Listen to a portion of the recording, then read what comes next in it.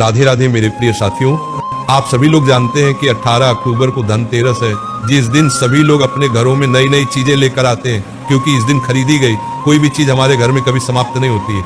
इसलिए आप लोगों ने कई सारे लोगों के मुंह से सुना भी होगा कि इस दिन झाड़ू खरीदना बहुत ही शुभ माना जाता है। पर साथियों, आपके यहाँ पर एक बात नहीं पता होगी कि किस तरह का झाड़ू हमें अपने घर में लेकर आना चाहिए।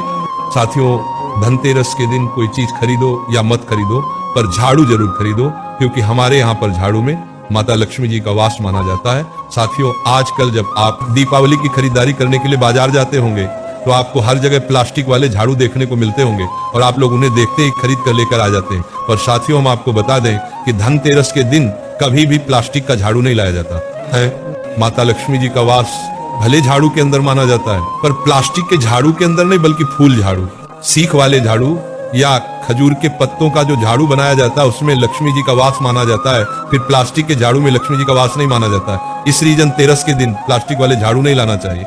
अगर आपको वही झाड़ू अच्छे लगते हैं तो आप धनतेरस के दिन प्लास्टिक वाले झाड़ू ला सकते हैं, और साथ में फूल झाड़ू या सीख वाले झाड़ू भी जरूर लेकर आए और उनकी भी पूजन जरूर करें।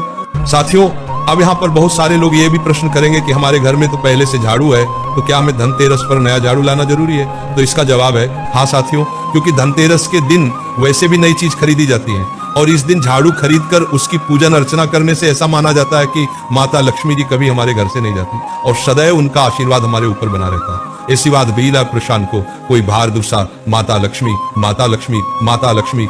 अब साथियों, प्रश्न यहाँ पर यह भी आता है कि हम धनतेरस के दिन जो नया झाड़ू लेंगे और उसकी हम पूजन करेंगे तो उसके बाद में क्या हम उसे खोलकर उसका इस्तेमाल कर सकते हैं? जी हाँ साथियों, आप उसका इस्तेमाल कर सकते हैं, पर जब तक आप धनतेरस के दिन नई झाड़ू की पूजन ना कर ले तब तक आप अपने नए झाड़ू का झाड़ू लगाने के लिए इस्तेमाल न करें। और हम तो ये कहेंगे कि आप अपने नए झाड़ू को दीपावली के अगले दिन ही इस्तेमाल में लें। साथियों, अब आपको धनतेरस के दिन झाड़ू से जुड़ी हुई ये विशेष बात तो समझ आ गई होगी, पर अब वह आपके मन में ये भी प्रश्न जरूर आता होगा कि जब हम लोग धनतेरस पर नया झाड़ू लाते हैं तो हमें अपने पुराने झाड़ू का क्या करना चाहिए? क्या उसे घर में ही रखना चाहिए या उसे फेंक देना चाहिए या कुछ और करना चाहिए?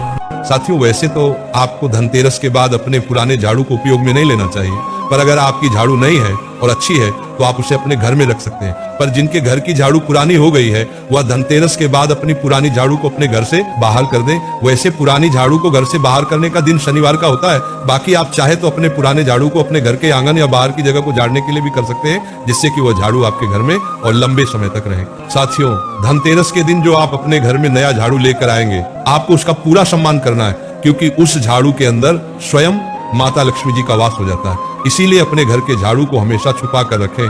अगर गलती से पैर लग जाए तो उसके पैर पड़े। इसके बाद में झाड़ू को अपने घर के बेडरूम, रसोई घर या जहां पर आपके घर में मेहमान बैठते हैं वहां पर नहीं रखना चाहिए। आप इस झाड़ू को अपने घर में ऐसी जगह पर रखें जहां पर किसी की भी नजर ना पड़े और जो शुद्ध स्थान हो। साथियों, अब हम आशा करते हैं कि हमने आपको धनतेरस के दिन नई झाड़ू लाने से और पुरानी झाड़ू का क्या करना है ये सारी अद्भुत जानकारी देती है। अब हम आशा करेंगे आप हमारे चैनल को सब्सक्राइब जरूर कर लें। आप हमारी ये वीडियो कहां से देख रहे हैं कमेंट में जरूर बताएं। राधे राधे मेरे प्रिय साथियों।